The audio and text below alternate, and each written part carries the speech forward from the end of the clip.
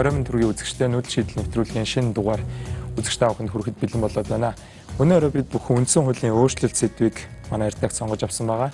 Яагаад энэ сэдвийг сонгосон талаар бяцхан сурвалжлага үзээд хэлэлцүүлэгдээ орцгоё. Монгол улс шинэ үндсэн хуулиа 1992 онд батлаж байсан бол 2000 онд эцэг хуулинд 7 өөрчлөлтийг оруулсан байдаг. Харин 2008 оноос хойш үндсэн хуульд нэмэлт өөрчлөлт оруулах ёстой гэсэн асуудал хүчтэй яригдах болсон юм. За тухайлбал 2011, 2012, 2015 онуудад үндсэн хуулинд нэмэлт өөрчлөлт оруулах тухай хуулийн төслүүдийг улсын их хурлд өргөн мэдүүлсэн ч хэлэлцэж амжаагүй маа. Тэгвэл энэ удаагийн улсын их хурл үндсэн хуулинд нэмэлт өөрчлөлт оруулахаар ажлын хэсэг гарган ажиллаж байгаа бөгөөд өнгөрсөн хугацаанд зөвлөлдөх санал асуулгын хуулийг батлаж засгийн газар хийгээд улсын их хурлаас өргөн мэдүүлсэн хуулийн төслүүдийг нэгтгэн 21 аймгийн ард иргэдээс санамсаргүй төврийн аргаар сонгож нийслэл хотод зөвлөлдөх санал асуулгыг явуулсан. Улмаар 21 аймгийн иргэдийн дунд нэмэлт өөрчлөлтийн төслийг хэлэлцүүлсэн юм. За улсын их хурлаас байгуулагдсан ажлын хэсгийн боловсруулсан одоогийн үндсэн хуулийн нэмэлт өөрчлөлт нь 12 бүлэгт өөрчлөлт оруулахар тусгаад байгаамаа. Хуулийн төсөлд тусгагдсан анхаарал татсан зарим нэгэн зүйл заалтаас тодруулбал өнөөдрийн хүчин төгөлдөр мөрдөгдөж байгаа үндсэн хуулийн 1-р бүлгийн 1-р зүйл нь 2 заалттай байгаа бол нэмэлт өөрчлөлтөөр 3 болон 4 дахь зүйлийг нэмэхээр тусгаад байгаамаа. 3 дугаар зүйлд улсын их хурл нийтийн ашиг сонирхлыг хүндсэн тодорхой асуудлаар хянан шалгах төр хороо байгуулж болохоор зааж 4-р хэсэгт хянан шалгах төр хороо байгуулах, ажиллах журмыг хуулиар тогтооно гэж өөрчлөлт оруулахар төсөл тусгажээ. Мөн үндсэн хуулийн 26 дугаар зүйл ерөнхийлөгч улсын их хурлын гишүүн засгийн газар хууль санаачлах эрх хэдлэхээр заасан байдаг бол нэмэлт өөрчлөлтөөр ерөнхийлөгчийн бүрэн эрхэд хамаарах хууль санаачлах эрхийг хасч зөвхөн засгийн газар улсын их хурлын гишүүд хууль санаачлах эрх хэдлэхээр тусгаад байгаамаа. За мөн улсын их хурлын гишүүн засгийн газрын гишүүнээр томилогддог асуудлыг нэг мөр үндсэн хуулиар шийдэхээр тусгаж ерөнхий сайд болон засгийн газрын нийт гишүүний 3/1 нь улсын их хурлын гишүүн байж болно гэж хуулийн төсөл тусгажээ. Үүнээс гадна одоо мөрдөгдөж байгаа үндсэн хуулинд улсын их хурлыг тараах тухай зүйл заалтад улсын их хурл бүрэн эрхээ хэрэгжүүлэх боломжгүй гэж нийт гишүүний 3/2-оос доошгүй нүцнээр буюу эсвэл мөнхөө шалтгаанаар ерөнхийлөгч улсын их хурлын даргатай зөвшөлдсөн санал болгосноор өөрөө тарах шийдвэр гаргаж болохоор тусгасан байдаг. Тэгвэл нэмэлт өөрчлөлтөөр ерөнхийлөгчтэй холбоотой хуулийн энэхүү хэсгийг хасч байгаа бөгөөд улсын их хурл бүрэн эрхээ хэрэгжүүлэх боломжгүй гэж нийт гишүүний 3/2-оос доошгүй нүцсэн бол ерөнхийлөгч улсын их хурлыг тараах шийдвэр гаргаж болохоор тусгаад байгаамаа. За Монгол улсын үндсэн хуулийн 57 дугаар зүйлийн 1 дэх хэсэгт Монгол улсын нутаг дэвсгэр засаг захиргааны хувьд аймаг нийслэл, аймаг нь сумдад, сум нь багт, нийслэл нь дүүрэгт, дүүрэг нь хороонд хуваагдана гэж заасан байдгийг. Тэгвэл үндсэн хуулийн нэмэлт өөрчлөлтөнд тусгаснаар 57 дугаар зүйлийн 1-2 дахь хэсэгт Монгол улсын нутаг дэвсгэр засаг захиргааны хувьд аймаг, нийслэл, хотод, аймаг нь сум, хотод, сум нь баг болон тосгонд, нийслэл нь дүүрэгт, дүүрэг нь хороонд, хот нь хороонд тус хуваагдана гэж өөрчлөлт оруулахар тусгаад байгаамаа. За мөн нэмэлт өөрчлөлтөнд засаг даргын томилгоон дээрч өөрчлөлт оруулахар байгаа юм. 1992 онд батлагдсан шинэ үндсэн хуулийг өнгөрсөн 25 жилийн нийгэм улс төр эдийн засгийн өөрчлөлтөд уялдуулан шинчлэх зайлшгүй шаардлага зүй ёсоор тавигдана. Гэхдээ нэг нам дангаараа төрийн эрхийг барьж байгаа энэ үед үндсэн хуульд гар хүрэх нь эрсдэлтэй. Тиймээс салбарын судлаачид улс төрийн бусад нам хүчнүүдийн санал бодлыг тусгах ёстой гэж бусад намууд үзэж байгаа юм. За энэ утгаараа сөрөг хүчин өнгөрсөн хугацаанд 2 удаа үндсэн хуулийн өөрчлөлтийн арга хэлбэрийг дэмжихгүй гэдгээ мэдэгдэж, улсын их хурл дахь ардчилсан намын бүлэг үндсэн хуульд нэмэлт өөрчлөлт оруулах асуудлыг бүх нийтэд хэлэлцүүлэн ард нийтийн санал асуулгыг явуулж тогтоох ёстой гэж мэдэгдэл гаргаад байгаамаа. Харин улсын их хурл судалтай Монгол ардын хувьсгалт намын тухайд 5 дугаар үндсэн хууль гэх хэлэлцүүлгийг улс орон даяар зохион байгуулад байна. За тэгэхээр улс орон даяар бол хэлэлцүүлгүүд явагдаж байгаа гэсэн мэдээллийг бол бид бүхэн хэвлэл мэдээлэлээс авж байгаа. За яг энэ сэдвээр ярилцахаар өнөөдөр бас студидтэй 5 зочноо урьж авчираад байна. Би баруун гар талаасаа танилцуулъя. Иргэний нийгмийн төлөөлөл сүх жаргалмаа хүрэлцэн ирсэн байна. За хууль зүйн доод тэргийн яамны хууль зүйн бодлогын газрын дарга сайн зөрөг хүрэлцэн ирсэн байна. За Монгол Улсын их сургуулийн хууль зүйн сургуулийн багш доктор профессор Ганбаатар студид иржээ. За миний зүүн гар талд Монгол Улсын их сургуулийн хууль зүйн сургуулийн багш доктор дэд профессор Мөнх сайхан ирсэн байна. За мөн инх байгаль судлаач доктор дэд профессор мөн ирж байгаа. Тэгэхээр судлаач нартайгаа яриагаа эхлэхээс өмнө бол сая бид бүхэн манай сэтгүүлчийн бэлдсэн танилцуулгыг үзлээ. Тэгэхээр яг одоо энэ хууль үндсэн хуулийн өөрчлөлт яг энэ загвар дээрээс явна гэдэг тийм зүйлтэй та бүхний хувьд танилцж чадсан байгаа юу? За Монгол орон даяар явагдаж байгаа зөвлөлдөх одоо санал асуулга за энэ хилцүүлгүүдэд хэр идэвхтэй оролцож чинь хэр мэдээлэлтэй байна гэдэг асуултнаас эхлэе гэж бодлоо. Мөнх сайхан багшнаас эхлэе. За тэгэхээр ирэх барьж байгаа нам мөрийн хөтөлбөртөө бол ард түмнээсээ асууж үндсэн хууль өөрчлөлт оруулах асуудлыг шийдвэрлэнэ гэж заасан. Энэ нь засгийн газрын үйл ажиллагааны хөтөлбөрт орсон учраас өмнө 2000 он эсвэл тэрнээс хойш одоо яригдсан үндсэн хуулийн өөрчлөлтийн асуудалтай харьцуулахад харьцангуй иргэдийг бол оролцуулж байгаа. Бас идэл тод байгаа явдал бол ажиглагдж байгаа. За гэхдээ энэ чинь хэд хэдэн бас зүгээр шүүмжилтэй гэж хэлэхээр зүйлүүд байгаа. Ягаад гэхээр нөгөө эрэг талаас нь их ярьж байгаа учраас бас хэлье гэж бодож байна. Нэгдүгээрт бол зөвлөлт санал асуулгыг 4 сарын 29-30-ны өдөр хийсэн. Энэ санал асуулгын талаар бол би өөрөө энд бол экспертээр оролцсон. Бас дараа нь бол нэлээд бас судалж үзээд харахад бол энэ зөвлөлт санал асуулга маань өөрөө одоо энэ асуулгыг үндэссэн фишкинг профессорын өөрийнх нь онлайн нөхцлүүдийг маш их зөрчиж явагдсан байлээ. Жишээлх юм бол танилцуулга материал хэтэрхий нэг тал руу хэлбийсэн маш их байгаа. Жишээлбэл төрийн хяналтын байгууллага бол хамгийн шилдэг загвар гэж бичсэн. Энийг 5 хуудасд бичсэн мөртлөө бусад асуудлыг зөвхөн 2 хуудасд бичсэн ч юм уу тий. За эсвэл төрийн албаны зөвлөлийг хийлцгээд энийг энэ дээр орсон шинжээчдийн бүрэлдэхүүн 100% энийг үндсүүлд оруулах хэрэгтэй гэж ярьж байгаа байхгүй юу. За гих мэтэр дээрэс нь одоо үндсэн хуулийн 6 багц баг 30-аад асуудлаар 2 өдөр хэлэлцсэн. Энэ бол дэлхийд анх удаа хийсэн туршилт. Өөрөлд бус газар үндсэн хуулийн асуудлаар хийхдээ зөвхөн нэг юмыг л барьж авдаг. Одоо жишээл ерөнхийлөгчийг сонгодог болох уугүй юу? Гэтэл манайх маш том 20 гаруй сэдвийг хилцүүлсэн учраас тэр богино хугацаанд одоо 600 иргэн энэ дээр ухаалаг бодтой шийдвэр гаргаж чадах байсан уу гэдэг ийм гих мэт маш олон нөхцөл зөрчигдсөн. Нөгөө талаар зөвлөлт санал асуулгын энэ хуулийг Монгол анх удаа баталсан. Энэ онол нь өөрөө асар их шүүмжлэгддэг. Ягаад тэгэхээр энэ зөвлөлт санал асуулгыг санаачилсан хүмүүс маань өөрөө манипуляц хийх зорилготой. Өөрөөр хэлбэл бүх сэдв тэр ямар шийдвэр гаргахыг хүсэж байгаа тодорхойлоо тэр шийдвэрээ гаргуулдаг. Тийм учраас 70 зөвлөлт санал асуулгын судлаад үзэхдээ ихэнх нь дандаа санаачилсан хүмүүсийн хүссэн шийдвэр гаргаж ирсэн. Тэгэхээр энэ талаар би тусдаа бас судалгаа хийгээд дууссан л да.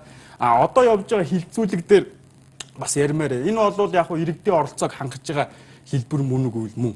Гэхдээ энэ ч бол юу гэхээр төслөө гаргаж тавиад одоо улсын хурлын тамгын газрын ажилчдад одоо тодорхой сургалт явуулаад тэгээ орон нутагт бол хилцүүлэг сургалт явуулж байгаа хгүй юу? Сургалт явуулж. Өөрөөр хэлбэл энэ төслийн үзэл баримтлалыг дэмжсэн ном гаргаад эсрэг аргументыг нь огт багтаагаагүй. Нэг талын үндслүүдийг нь оруулж агаад сургагч багш нар бэлж байгаа бүх орон нутагт явуулаад сургалт хийчихэд нөгөө хүмүүс нь цаашаа тэрийг ухуулах байдлаар явж байна. Яг энэ бол танилцуулга өгж байгаа хэлбэрээр зөв боловч нэг талын мэдээлэлтэй. Тэгэхээр иргэд ихэвчлэн болвол тийм гэсэн одоо хариу хэлэх нь бол гарцаагүй байгаад байгаа юм л да. Тэгээд энэ нэг аимшигтай зүйл нь энэний дараа ард нийтийн санал асуулга хийнэ гэж байгаа. Өөрөлдвөл референдум хийн. Төслийг дэмжих үгүй гэдгээр тийм үгүйгээр тэр нь үндсэн шууд болно гэсэн үг л дээ. Энэ нь юу вэ гэхээр урьдчилж бүтэн зунжингаа нэг талаас нь ухуулчаад одоо ард нийтийн санал асуулга гэхээр нөгөө төслөө барихаар чинь нэг тал хитрхи шудраг бус хилцүүлэх баг. Өөрөөр хэлбэл энэ төслийн эсрэг дуу хоолой бол ерөөсөө ард түмэнд хүрэх боломжгүй. Ягаад гэхээр 21 хоногийн ард нийтийн санал асуулга явуулахаас 21 хоногийн өмнө шийдвэр гаргаад 21 хоногт хилцэх боломж өгөхөөр байгаа одоогийн хуулиар. Тэгэхээр 21 хоногт яаж эсрэг дуу хоолой ард түмэнд хүрэх үү гэдэг дээр бол судлаачийн хувьд эргэлзээл байгаа юм л да. Тэгэхээр их хурлаас бол бас хэвлэл мэдээллийн байгууллагуудаар хууль сурчлах үйл ажиллагааг явуулж байгаа талаар бид мэдээлэл авсан. За манай редакцийн нэг сэтгүүлч бол бас жижиг одоо ийм хилцүүлгүүд дээр өөрөө очиж сууж үзсэн байлээ. За тэрэн дээр бол яг таны хэлсэн одоо төрийн байгууллагын хилцээний дарга мэрэгжилтнүүдэд сургалт хийцэн. За нөгөө хүмүүст нь болохоор иргэдээс ирж байгаа шүүмжлэлийг бол манай сэтгүүлчийн над өгсөн мэдээллээр бол яг шийдвэр гаргах төвшний хүн ирэхгүй байгаа болохоор энэ дээр бидний хэлж байгаа саналыг буулгаад яг хэр сайн багтаах юм бэ гэдэг дээр иргэд их шүүмжлэлтэй байсан гэсэн. За өөр нэг шүүмжлэлтэй манай редакцийн хувьд анзаарсан нь бол орж ирж байгаа хүн болгоны регистрийн дугаарыг авчна гэсэн. За тэгэхээр зарим хүн бол регистрийн дугаараа өгөхөөс татгалзаж байсан гэсэн л дээ. Гэхдээ регистрийн дугаар авна гэдэг маань бол ерөнхийдөө бол хүний тоонд оруулаад явчихна. За дараа нь тэрийгээ бол өөрсдийнхөө юм уу яг явуулмаар байгаа төслөө хамгаалахдаа за энийг бол тэдэн мянган хүнээр хилэлцүүлсэн гэдэг бас тоон дээр ашиглаж болох юмаа гэдэг тийм одоо болгоомжлол бол надад хэлж байсан. Тэгэхээр сүх жаргалмаг байгаас болохоор иргэний нийгмийн байгууллагуудаа хэр сайн сонсож чинь та бол олон сүлжээ байгууллагт байгаа тий. Хүн болгон иргэний нийгмийн байгууллага болгон үндсэн хуулийн судлаач биш. Гэхдээ тусгай нийгмийн бүлгүүдийг одоо төлөөлдөг иргэний нийгмийн байгууллагуудын дуу хоолой гадны жишгээр одоо бусад орны өөрчилсөн жишгээр бас өөрсдийнхөө дуу хоолойг одоо төсөлд шингээх нь бол бидний бас одоо мэдээлэлтэй иргэн байхын үүрэг гэж ойлгоод байна л да. Тэгэхээр та бүхэн хэр оролцож чинь хэр мэдээлэлтэй байна? Бид бол нэг их мэдээлэл сайтай биш байгаа. Тэгээд энэ дээр бол би мөнх сайхан судлаачийн багшийн хэлсэнтэй бол санал нэг байна. Ард нийтийн санал асуулга, ерөн санал асуулгууд бол эрх баригчдын ухтаа шийдчихсэн шийдлүүдийг бол ард түмнөөр одоо оролцооны одоо дүр хэсгэж сойрхон батлуулах нэг тийм арга болцоод байгаа юм. Тэгэхээр үүн дээр бол маш их одоо юу гэх юм бэ совшчтай гэж хэлдэг штэ тийм ээ хариуцлагатай бэлтгэлтэй хандах ёстой юм. Бусад улс орны туршлагыг авч үзэх юм бол үндсэн хууль шиг одоо улсын төр улсал байдаг юм бол энэс дээгүүр хууль байхгүй шүү дээ. Одоо эн чинь өөрийнх нь уршин тогтнох үндэс болдог тийм ээ. Ийм баримт бичгээ дээр ажиллаж эхэлж байгаа бол төрөөсгөл төсөв ардаг. Төрийн бус байгууллагуудаа өгдөг. Төрийн бус байгууллагуудаараа энэ санал асуулгыг бол тийм ээ өөрсдөө дотроо тийм ээ экспертүүдийг ураад асуудлыг ойлгож авах төрийн бус байгууллагуудыг томилгоо өгөөд улс орныхаа өнцөг болон руу явуулаад зөвхөн төрийнхэн биш тийм ээ иргэний нийгэмчин бол ерөнхийдөө бол улс орныхаа төлөө хөгжлийн төлөө уг гүйцэтгэдэг хүмүүс тэдгүүрээр бас энэ санал асуулгын зохион байгуулалтын хэрэгжилтийн тийм ээ ийм үйл ажиллагаанд бол оролцуулдаг. Ийм ерөөсөө тал бол байхгүй. Тэгэхээр бол одоо нөгөө нэг оролцооч нь бол нэг 8 гишгүүрт юу шат гэж нэг яриад байдаг шүү дээ. Тэгээд доотлын нэг 3-4 гишгүүр нь бол ерөөсөө л дүр хэсгсэн юм байдгийг. Тэрнээсээ бол хальж амжаагүй байна. Тэгвэл би яг нөгөө зөвлөлдөх санал асуулгын зөвлөлтийнх нь гишүүн байсан л да. Энэ 4 сар арга хэмжээнд оролцсон. Энэ чинь Батүл захирагчийн үед бол Улаанбаатар хот дээр энэ төсөл эхлээ. Тэгээд дараа нь бүр том хууль батлуулаад тэгээд одоо үндсэн хууль руу очсон. Яг арга хэмжээнийхэн хувьд бол дэмжиж болно. Энэ бол оролцуулах маш их нарийн зохион байгуулалт шаардсан, маш их хариуцлагатай цэг шулуун хандлагыг шаардсан ийм л үйл ажиллагаа юм. Тэгээд бол яахав чанарын алдагдлууд бол гарсан түрүүн хэлсэн тийм ээ методологийн арга зүйн бол жаахан зүрхсэн танилцуулгаа бол экспертүүд манай сайхан хүмүүс үл ирсэн. Үндсэн хуулийн одоо эрх зүйчид бол тийм ээ мөнх сайхан багшч тэнд байсан, залуучууд байсан, янз бүрийн үеийн одоо манай экспертүүд байсан. Асуулт хариултаар яваад өгсөн. Үнэн хэрэг дээр баг лекц уншиж, асуудлаа ойлгуулж байж тэрний дараа ярилцлага өрнөх ёстой байсан. Тэгээд ийм юмн дээр бол алдаад байх юм бол энэ арга хэмжээ чинь өөрөө бол бас л одоо шудраг болсон үйл ажиллагаа болох гэдэг юм аа. За баярлалаа. Тэгэхээр сайн зураг дараагаас бол илүү засгийн газар талаас одоо яг төлөвлөсөн байгаа ажлууд буюу цаг хугацааны цаглбараар хэрвээ үндсэн хуулийг өөрчлөх хилцүүлэг намрын чуулган руу орлоо гэхэд бол миний ойлгосноор парламент өөр асуудал хилцэж болохгүй зөвхөн тэрийгэ хилцдэг гэж ойлгосон. Тэгэхээр одоо байгаа төлөвлөгөөгөөр дараагийн иргэдийн оролцоог хангах за дараагийн зөвлөлтөх санал асуулгыг явуулах тийм тов ер нь гарч байна уу? Та нар одоо яг ямар ажил дээр ажиллаж байна? Үндсэн хуулийн өөрчлөлт тал дээр яам? За энэ дээр бас нэг зүйлийг тодорхойлж хэлэх нь зүг баг. За миний хувьд бол одоо яг энэ хэлцүүлэг дээр бол үндсэндээ хууны байр суурийг илэрхийлэх үүднээс оролцож байна гэж ойлгож байна. Нэгд бол одоо юу гэдэг яг үндсэн хуулиуд нэмэлт өөрчлөлт оруулах асуудлыг судлах хэмжээ парламентын түвшинд бол одоо засгийн газрын түвшинд бол явсан. Өнгөрсөн цаг хугацаанд. Засгийн газар дээрээс тодорхой ажлын хэсэг гарч энэ асуудлаа судлаад бас тодорхой саналуудыг улсын хурлдах ажлыг хөрвүүлсэн. Энэ хүрээнд энэ асуудлуудаас яригдсан гэж ойлгоно. Улсын хурлдах одоо цаашдын процессын ажиллагаа би бас өмнөөс нь бас тайлбарлах болж байгаа зохимжгүй. Гэхдээ ер нь бол нэг ийм одоо хандлага байгаа.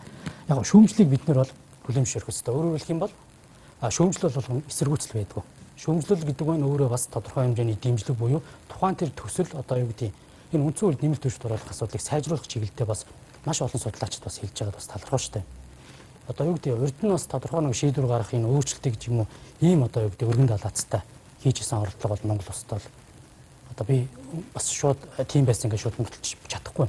Тэгэхээр бас одоогийн одоо юу гэдэг парламентын дээрх ажлын хэсгээс энэ асуудлыг бас буцтаа авч үзэж яг энэ одоо юу гэдэг арга хэмжээнд авч байгаад бас яг эргүү хүнийхээ хувьд бол нэлээд таашаалтай байна. Яг одоо нэг ийм юм байна. Яг үндсэн хууль өөрөө эргээд өөрчлөлт ордгүй бичиг баримт юм шиг бас хандлагуудыг нөгөө талдаа суулгаж эхэлж байна. Үнэхээр энэ өөрчлөлтүүдийн дэмжихгүй байгаа бол ямар асуудлыг яаж шийдэх ёстой вэ гэдэг хөлбөртэй ярих болохоос биш энийг би эсэргүүцэж байна гэдэг ингээд суугаад байна гэдэг бол өөрөө эргээд асуудлыг шийдэх биш асуудлыг хөндрүүлэх. Эргээд асуудлыг хөндрөх тусмаа бид үндсэн хуультай юу гэдэг тодорхой өөрчлөлтүүдийг ороо шийдэх ёстой юмнууд шийдэгдэхгүйсээр бүх юм эхнээс эхлэх тэр зэг рүү явна. Бүр үндсэн хуулийн шинэ үндсэн хуулийн режим рүү орж магадгүй. Эсвэл үндсэн хуулийн одоо юу гэдэг утга санаа алдагдаж, органик хуулиараа энийг бүр дэлгэрүүлэн одоо амьдуулах болцоо алдагдаж, эргээд нөгөө нэг та бидний уурлаж ундуцдаг зөвшөлтслийн асуудлын дээр нь гарч ирнэ гэсэн үг. Тэгэхээр бидэд аливаа асуудлыг тал талаас нь авч үзэж үнэхээр тооцоо судлахад үндэслэлтэй хууль ёсныхын дагуу ард иргэдээс асууж байгаа бол тэрийг нь бас тодорхой хэмжээнд дэмжиж байж байгаа бол энэ асуудлыг бас тал талын оролцоотойгоор ярьж шийдэх л ёстой. Энэ л одоо юу гэдэг эргүү хүний байр суурь. За баярлалаа. Тэгэхээр инх байгаа судлаачаас бол эргээд миний сонирхмоор байгаа зүйл нь одоо референдум явлаа гэж бодъё. Бид нар үндсэн хууль ийм байвал зүгээр гэдэг өөр өөртөөхөө судалсан судалгаа агуулгаар бол ороогүй шүү дээ, тий. Тэгэхээр янз бүрийн саналууд бол гарч ирээд байгаа. Нийгэмдэр бол одоо ерөнхийлөгчийн эрх мэдлийг бууруулах, ерөнхий сайдаа хүчтэй болгоё, парламентаас төсөв хүн төмөлдгийн салгаяч гэдэг юм уу, ингээд олон орны жишээг бол өмнө нь бас мөнх сайхан судлаач бид өөр сэдв яриад үндсэн хууль руу халтарч орж исэн тохиол энд хүртэл зөндөө гарч байсан. Тэгэхээр одоо бол манад явж байгаа одоо их хурлын ажлын хэсгийн санал нь сайжруулах гад одоо зарим заалтаа солих гээд байна уу? Цоош нь үндсэн хуулийн асуудал яригдаад байна уу? Энэ дээр ер нь алин дээр нь илүү жин яваадах шиг байна. Таны анзаарч байгаагаар. За алин дээр нь илүү жин яваад байна гэхээс илүү би бол өөрийнхөө байр суурийг энэ тодорхой хэлнэ бас зөв гэж бодож байна. За үндсэн хуулийг яг одоо өөрчлөх цаг үе мөн үү гэдэг дээр бас бодох хэрэгтэй юм. Парламент 7-ын судлыг авчихсан 65 судалтай болчихсон нам дангаараа хүчтөрч үндсэн хуулийн нэмэлт өөрчлөлтийг батлах ийм хандлага бол хүчтэй ажиллагдаж байна. За энэ зорилгоор хэвлэл мэдээлэлээр дамжуулаад нэг талыг барьсан мэдээллийг бас төлхөө цацж байна л да. Зөвлөлтөх санал асуулгын 1500 хүний төлөөлөл нийт Монголын ард түмнийг төлөөлөх төврийн төлөөлөл болж явж чадахгүй. Энийг бол шинжлэх ухааны ямар ч хүн бол баттай хэлэх байх. Нэг талаас нөгөө талаас нь аваад үзэх юм бол үнэхээр үндсэн хуулийг өөрчлөх гээд байгаа бол Монголын хөрсөн дээрээ буусан, Монголын нийгмийн өнөөгийн тулгамдсан асуудлуудад хариу өгч чадах тийм үндсэн хуулийг олон талуудын оролцоотойгоор боловсруулах хэрэгтэй.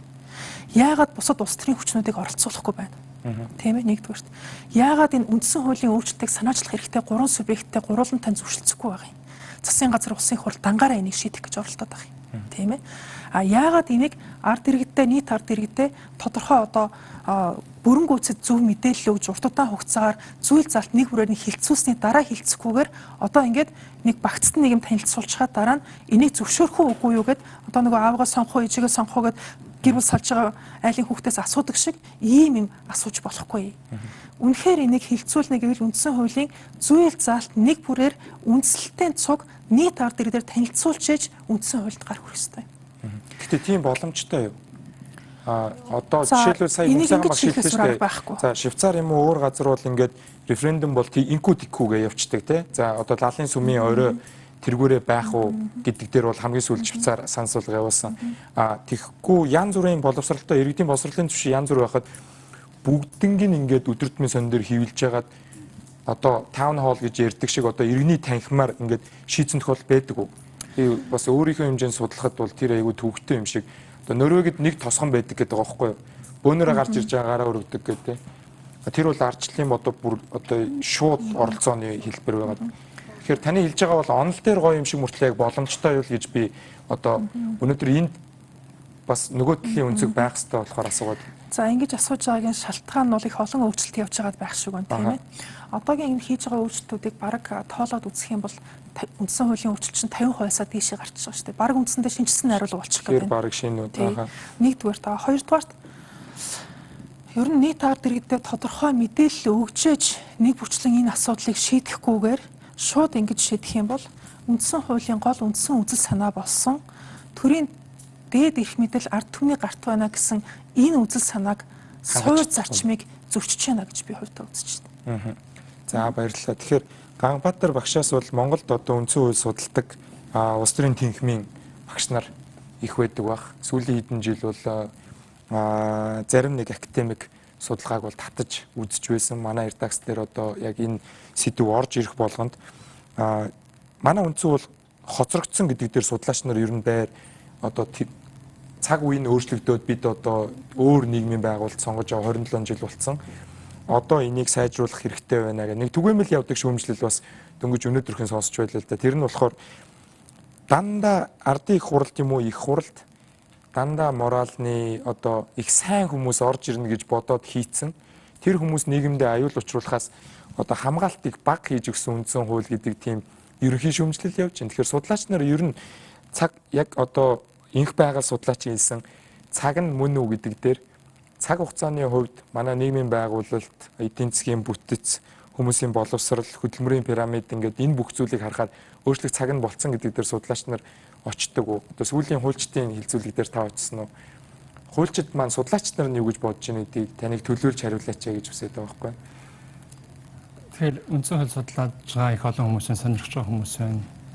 Тэгэхээр тэр олон судлаачдаа би яг хуульчдын хилцүүлэг дээр очиж ирсэн, үгүй хэлж ирсэн. Тэгэхээр тэр болгон төлөөлөх боломжгүй. Яагаад тэгэхээр тэнд маш олон ургалч үзэл гарч байгаа юм л да. Тийм болохоор өөрийнхөө бодлыг хэлье. Үндсэн хуулийг өөрчлөх цаг болсон гэдэг үе нь болсон гэдэгтэй цикл нь болцсон гэдэг юм яриа байж болохгүй. 50 60 жил докторчлогдоогүй байж байгаа Японы үндсэн хууль байж 200 гаруй жилийн дотор 20 хэдхэн нэмэлт өөрчлөлт Америк. Ингээ бодохоор үндсэн хууль яагаад ийм цөөхөн өөрчлөгдөд байна гэдгийн үндсэн шалтгаан угаасаа л үндсэн хуульд хэд наривчлан заалд ордоггүй. Тухайн улсын үндсэн суурь зарчмуудыг баримтлах хэрэгтэй. Хүний эрх хэрэгжүүлэг дэдэлж байгаа, төрийн эрхийг хязгаарлаж байгаа үндсэн зарчмууд суучраас зайлшгүй өдөр болгон өөрчлөлт авах шаардлага байдаггүй. Тэгэхээр цаг үе болсон гэдэг бол одоо зүгээр хангалттай гэдэг юм уу? Тийм үндслэл явж биш. Гагцгүй тодорхой цаг хугацааг туулах үед нөхцөл байдал эдийн засаг улс төртэй сая хэлсэн нөхцөл байдлын шинэ гарч ирсэн нөхцөл байдлаас үүдээд үндсэн хуулийг өөрчлөх асуудал яригдж болно. Зайлшгүй шаардлага байна уугүй гэдгийг эхлээд тогтоох хэрэгтэй. Цаг үе болсон болоо гэдэг ойлголт үндсэн хуульд байхгүй. Зүгээр хэдэн бус улсуудын үндсэн хуулийг статистик дунджаар авч үзэх юм бол хэдэн жилд нэг өөрчлөгдөж байгаа гэдэг яриа бол одоо маа тохирохгүй шийдлэх ухаанч биш гэж би харж байна. Нэгдүгээр үнэхээр үндсэн хуулийг өөрчлөх шаардлага байна уугүй гэдэг асуудлыг ерөнхий тавьж ирсэн болохгүй байна. Нэг асуудал нэг бүрчлэнгээр ярих хэрэгтэй гэж харж байна. Тэгээ үнэхээр шаардлага байгаа бол хоёрдугаарт энэ шаардлага байгаа бол энийг шийдвэрлэх арга зам байна уу гэдэг хэд хэдэн хөлбөр гаргаж ирэх хэрэгтэй. Тэгээ аль хөлбөр нь илүү байна гэдэг давуу тал нь юу байна, сул тал нь юу байна. Энэ одоо бид нар шийдэл энэ зүйл заалтыг шинжилснээр нэмэлт өөрчлөлт оруулснаар үнэхээр энэ асуудлыг шийдэж чадж гэнэ үгүй. Хүрх юм үгүй гэдэг дээр бид нар үзэл бодлоо өргөдүүлэх хэрэгтэй л да. Ингэжээж за үндсэн хуулийг өөр шаардлагатай юм байна. Ийм асуудал үүсэж байгаа шийдвэрлэх арга зам юм байна. Ийм байдлаар ярих юм бол илүү шийдлэх ухаанд болох байх гэж харж байна. Зүгээр сүүлийн үед явж байгаа түрүүнд хэлжсэн 2000 онд оруулж ирсэн нэмэлт өөрчлөлттэй харьцуулах юм бол манайхаас хэлбэрийн хувьд тийм үү тооны хувьд бол маш олон газар тийм ээ хэлцүүлэг явуулж байна. Хасард нийтийн саналыг сонсож байна гэж ингэж ойлгож болохоор зүгээр чанарын хувьд бид нар дахиад энийг эргэж харах хэрэгтэй юм биш үү гэж тийм. Хүмүүс өгсөн мэдээллийг хүрээнд л бид яадаг ярьдаг. Ойлголт авна. Өгсөн мэдээллийг хүрээнд бид шийдвэр гаргадаг байхгүй. Ямар мэдээлэл тэр хүмүүст өгж जैन те. Нөгөө гаргаад тавьсан тайлбар юунд бид нар харлаа те. Ерөнхийдөө давуу талууд юмшчихсан байгаа. Үгүй энэ чинь энийг оруулснаар ямар сөрөг үр дагавар гарч болох вэ те. Ямар хүмүүс ямар сөрөг байр суурьтай байна. Энийг бас хүмүүст өгжээж тэнд улс өөртөө үнэхээр бодиттой асуудалд хүмүүс хандаж чадах байхаа гэж ингэж бодож байна. Нэг хоёрдугаар одоогийн үндсэн хуульд оруулсан байж байгаа оруулах гэж байгаа нэмэлт өөрчлөлийн төсөл дээр бараг одоо юу гэдэг нь те 50 хүртэл зүйл зарт байж штэ. Тэгэхээр нэг дор үндсэн хуулийн нэр томьёо гэдэг бол маш нарийн зүйл байдаг байхгүй. Тэр ангаахын нэр томьёо гэдэг шиг те. Зүгээр нэг удаа сонсоод ойлгочдаг ил биш. Олон дахин чихэндэн сонсогч, дор хаяж 5 удаа сонсчиж бид тэгээд тэрийг эргцүүлэн бодож ярилцчиж, хэлэлцчиж тухайн асуудлын мөн чанарыг ойлгодог. Гэтэл нэг удаа 50-60 үндсэн хуулийн асуудлыг оруулж ирээд нэг талаас нь яриад өнгөрөх юм бол энэ бол асуудалд үнэхээр хүмүүсийг хэлэлцүүлье гэдэг чигч байдлаар хандсан хэлэлцүүлэг бол чадахгүй гэдэгт эргэлзэж байгаа. Тэрнээс биш бусдаар одоо тэр ард нийтийн санал асуулга явуулах гэж байгаа байт юм уу? Зөвлөдөг санал асуулга явуулж байгаа, энэ тэнд хэлэлцүүлэг явуулж байгаа сайн хэрэг. Зөвлөдөг санал асуулга явуулна гэдэг нь үндсэн хууль батлах өөрчлөх зүйтэй гэсэн үр дүн гарсан байсан ч гэсэн тийм шийдэл хүрсэн байсан ч гэсэн энэ өөрөө үндсэн хуулийг өөрчлөх ёстой гэдэг ийм хууль ёсны юу гэдэг нь үндсэл болж чадахгүй. Энэ бол зүгээр л ардчлалын нэг ард иргэдийн дуу хоолойг сонсох боломжийг олгож байгаа нэг л арга механизм гэж харж байна. Тэгэхээр өнөөдөр энд бол бид бүхэн одоо хинээрч зааварчилгаа өгүүлэхгүй зөвхөн одоо Монгол визийн үзэгчдэд бас судлаачны байр суурь, иргэний нийгмийн байр суурийг хүргэх зорилгоор бол одоо цуглаад ярилцж байна. Тэгэхээр бас инх байгаль судлаачийн хэлсэн ерөнхийлөгчийн институттэй мэдээлэл солилцохгүй байна гэдэг дээр бол сая ажлын хэсгийнхаа ороод уулзч ийлээ л дээ. Уулзаад нөө шинэ төслөө танилцуулж ийлээ. Хамгийн гол нь шинэ ерөнхийлөгч өөдөөс нь юу үндсэн хууль одоо үйлчлэлт хүндрэлээ ухааны юм яриад гаргаж ийлээ. Манайхаар явсан мэдээгээ харахад тэгэхээр ерөнхийлөгчийн институт яг энэ дээр ямар байр суурьтай байгаа гэдэг нь шинэ ерөнхийлөгчд болсон болохоор яг тодорхой биш байна. Ардсан намын бүлэг бол юу гэж хэлж байгааг бид нэр сурвалжлагын дээрээс сонссон. 65 гишүүнтэй улс төрийн нам бас хүч төрөх гээд байна гэхээр бас энэ 65 ч бас тийм нэгдмэл биш байна те. Цаг үеийн мэдээгээ харахад тэгэхээр яг гоо иймэрхүү улс төрийн нюансууд нь байгаад байна. Тэгэхээр эргээд одоо та бүхнээс сухад энийг ингэж 50-аас дээш хувийг өөрчлөх гээд байгаа үндслэлээ юу гэж тайлбарлаж байгаа юм. Одоо Лүндэ Жанцан гишүүн одоо хуульчдын форум дээр ирээд хамгийн гол ингээд байгаа болохоор өөрчлөх гээд байгаа маа гэдэг юмн дээр юм ярьж чинь тэр нь хэр итгэл үнэмшилтэй санагдаж чинь та бүхэнд одоо хин инх байгаа судлаачаас эхэлчихэ. За тий. Энэ цаг үе биш гэж би түрүүн хэлсэн тийм. Нэгдүгээрт засгийн эрхийг барьж байгаа улс төрийн хүчин дотроо хагаралтай байна. Асуудлуудаа шийдэж чадаагүй. Засаг ямар засагтай байх вэ? За цаашдаа улс орны асуудал яаж явах вэ гэдэг энэ дэр бол тодорхой шийдэл хүрээгүй байна. Нэгдүгээрт. Ийм үед бол үндсэн хуулиар оролдож өөрчлөх гэж оролдох шаардлагагүй байна. За хоёрдугаарт ер нь энэ төрийн албыг худалдсан гэж яригадаад байгаа энэ 60 тэрбумын асуудал биш үү? Авилгын хэрэг. Энэ бол авилгын асар том сүлжээний тухай асуудал. Тэгээ ийм бохирд зүйлд хутгалдсан гараар үндсэн хуулинд гар дүрж болохгүй юу гэдэг асуудал. Би бол хувьдаа судлаачийн хувьд бол энэ улс төрийн хүчин үндсэн хуулинд гар дүрх ёс зүйн эрх бол байхгүй гэж ингэж ойлгож байгаа. За 3 дугаарт үндсэн хуулийн өөрчлөлтүүд дотор их олон зүйлийг ярьж байна л да. За магадгүй зарим нь үнэхээр одоо өөрчлөлт оруулах шаардлагатай гэж урд нь ярьжсэн юм асуудлууд ч бий. Тэгтээ эдгээрээс бол 8 нь бол би бол хувьдаа халахвч асуудлууд байна. Иргэдийн талд нийцүүлэхийн тулд халахвч байдлаар наан гаргаж ирээд цаана нь бол яг үнэн гол агуулгаа бол ярихгүй ингээд нугаад байна гэж ингэж харж байна. За тухайлах юм бол одоо ер нь төрийн 3 өндөрлөг гэж бид нар яриад хэвшсэн энэ хэр зэрэг зөв нэр томьёо юм бол ер нь бол улсын их хурл засгийн газар ерөнхийлөгч 3 харилцан бие биенээ хянаж байж, хяналттай байж энэ Монгол улсын бүрэн эрхт байдал тусгаар тогтнол илүү баталгаатай байдаг юм аа, илүү чансаатай байдаг юм аа. Үндсэн хуулийн нэмэлт өөрчлөлт хийх гэж байгаа бол үндсэн хуулийн альва нэмэлт өөрчлөлт ерөөсөө улс орны аюулгүй байдал энэ бүрэн эрхт байдлыг илүү баталгаажуулах, илүү чанаржуулах ийм чиглэлд явах ёстой. Тэгтэл би таны байр суурийг бол айгүй сайн одоо ойлгож хүндэлж байна. Гэхдээ миний асуулт болохоор одоо өөрчлөх гээд яваад байгаа хүмүүс үндслээ юу гэж тайлбарлаж байна? Тэгэхээр энэ үндсэл нь ингэж хилээд байгаа. Энэ нь бол халахвч. Ингэж хилээд байгаа. Энэ нь бол яг нөхцөл шаардлага үүсээгүй гэдгийг харин та ярил уг нэг сонирхолтой. Тэгтэл эдгээр одоо яг төслийг зохиож байгаа, санал болгоод хилцүүлж байгаа хүмүүс маань юу хийж яана вэ гэхээр энэ 3 эрх мэдлийн тэнцвэрийг дахиж шинээр бий болгох нэрийдлэр тийм ээ Монгол улсын ерөнхийлөгчийн бодлогод төрийн бодлогод оролцох эрхийг шууд хязгаарлах юм үйл ажиллагаа явуулж байна. За нэгдүгээрт улсын хурлаас сонгогдож томилогдсон ерөнхийлөгч эргээд улсын хуралтайгаа хариуцлага тооцож чадах уугүй юу гэдэг асуудал Гарч ирнэ. чадахгүй тийм ээ. Улсын хурлаас томилогдсон сонгогдсон учраас эргээд улсын хурлыг тараах юм уу, улсын хуралтай хариуцлага тооцох тэр боломж бол байхгүй болно. Хэдий цаасан дээр одоо тараанага бичсэн байгаа ч гэсэн энэ бол зүгээр лооцсон тунхаг төдий өвөлтөн шүү дээ, ойлгомжтой. За нөгөө талаас нь аваад үзэх юм бол одоогийн байдлаар улс төрийн намууд намын дарга нь ерөнхий сайд болно гэдээ ингээд тодорхойлцсон байж байгаа. За намын даргыг улсын хурлаас томилно. За дээр нь улсын хурлаас ерөнхийлөгчийг томилно. За дээр нь баг хорооны засаг дарга нарыг хүртэл одоо дээрээс томилно, ерөнхий сайд томилно гэдэг ингээд заачсан байж байгаа. За энэ нөхцөлд улсын хурлын сонгуулиар улсын хуралд үнэлэхүй олонхын судлыг авсан нам бол ерөөсөө ерөнхийлөгчөөч томилдог, тийм ээ, ерөнхий сайдаач томилдог. За дээр нь шууд бус утгаар нь засгийн газар дамжуулж хагаад одоо сум хорооны засаг даргаыг хүртэл томилдог ийм үндсэндээ нэг намын тогтолцоо гэдэг ийм л явах ийм хандлага хүчний тэнцвэр алдагдана гэж байна шүү дээ. Ер нь бол таны хэлэх гэдэг хяналт их хүчний тэнцвэр алдагдана. За үнэхээр одоо ингэсэн нөхцөлд бол яах вэ гэхээр бид нар бол одоо нэг намын тогтолцоороо буюу одоо 90 оноос өмнөх тогтолцоороо яваад орчиж байна гэсэн үг. Одоо нутгийн өөрөө удирдах ёсыг байхгүй болгоод дээр нь ерөнхийлөгчдөр, ерөнхий сайдчдэр улсын хурлын засгийн газар хариуцлага тооцож чадахгүй.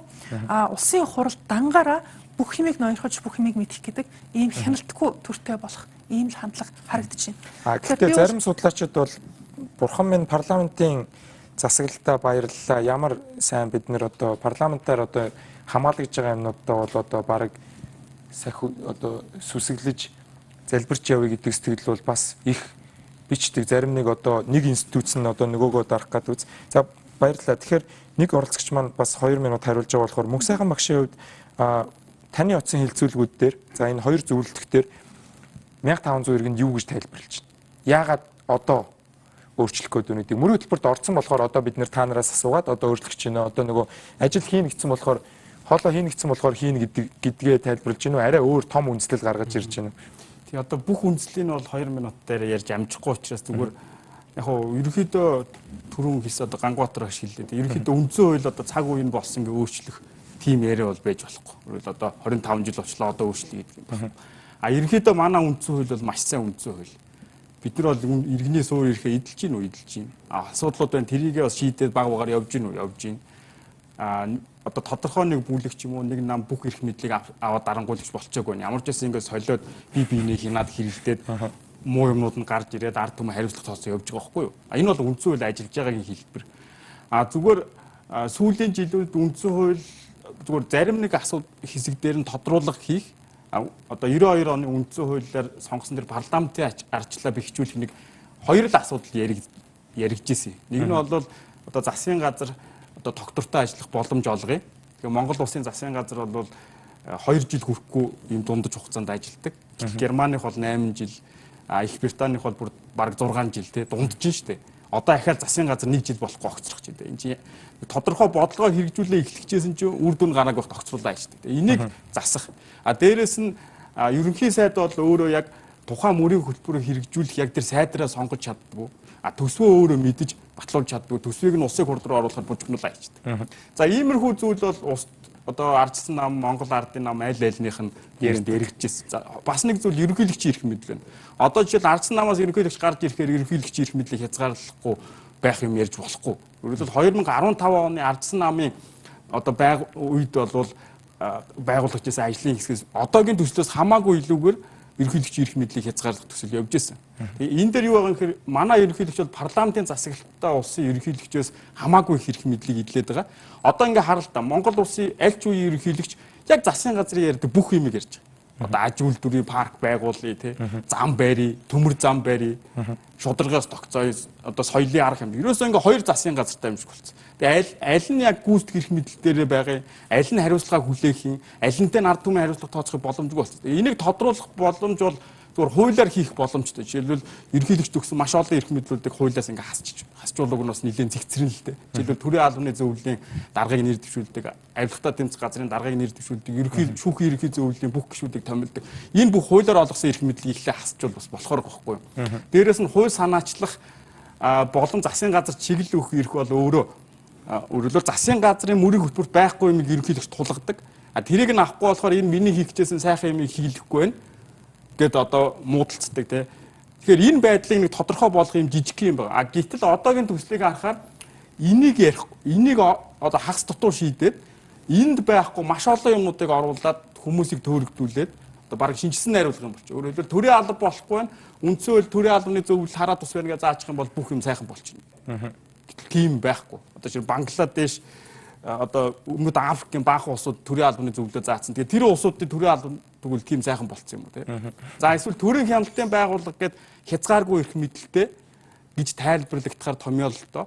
Дээрээс нь хинч тийшээ орж болох үндсэн хуулийн байгууллага байгуулчихаар бүх хүн хариуцлагатай сайхан болчихно гэсэн юм бол байхгүй. Энийг одоо Тайванаас л авсан гэдэг юм л да энэ хоёр зүйлийг. Гэтэл Тайванда энэ нь одоо болохгүй байна гэж шүүмжлэхдээ Тайван өөрөө энээс ухраад солиё гэж байхгүй. Одоо Тайваны зарим судлаачид энэ төрийн албаны зөвлөл, төрийн хяналтын байгууллага гэдэг юм а Тайваны төрийн тогтолцоонд дуургасан хос ихэр хоёр хавдар гэж байгаа байхгүй юу. Тийм зүйлийг одоо аавна гэд ухуулаа явж. Тэгээ бид нар шүүмжлээд ирэхээр одоо Тайвана ярихаа болчиход байна л да. Томьёолыг нь харахаар Тайваны энэ хачин одоо өвөрмөцтэй магадгүй Тайванда тохирч болох юм. Тэр зүйлүүдээ авцсан. Тэгээд ийм зүйлүүдийг тусгачвал бүх юм сайхан болчихно гэсэн юм одоо сонин зүйлүүд яриа явж байгаа нь өөрөө одоо шинжлэх ухаанч биш байгаа юм. Дээрээс нь одоо ямар зорилгоор яваад байгаа. Ялангуяа Тайваны энэ хоёр зүйлийг явж байгаа 2-3 жил явж байгаа байхгүй. Энэ бол цаана бас нэлээд санхүүжилттэй башгүй. Зүгээр хардаж хэлэхдээ маш олон янзын хурал хийгээл баахан ном гаргаад шинэ зөрчлийн хуультай болцсон одоо таны хэлсэн үгнээс болж бас 20 сая төгрөгөөр нэг цагдаагийн байцаагчаар торгуулах тийм эрсдэл үүсч магадгүй бах те хилцүүлэг ч гэсэн бас баримттай ярих хэрэгтэй бах. Тэгэхээр бас сонирхолтой өнцөг гаргаж ирж хэлж байна. Тэр нь 15 онд одоо элбэгдэрж байгааг ерөнхийлөгч байхад бүр эрх мэдлийн танах бас тийм төсөл явж исэн юм байна те. Одоо болохоор шинэ ерөнхийлөгчийг дэмжигчсэд болон одоо Ардс намынхан бол за манай ах ерөнхийлөгчтэй болсон чинь манай ерөнхийлөгчийг бараг гар үлгүү болгох гээд байна гэдэг юмыг бол их ярьж байгаа шүү дээ. Тэгэхээр нүүл шийдэл нэвтрүүлэг маань өнөө үндсэн хуулийн өөрчлөлтийн талаар судлаач иргэний нийгмийн мөн төрийн төлөөлөлтөд ярилцж байна. Хэсэг хугацааны сурчлагын дараа эргээд студидтэй уулзцгаая.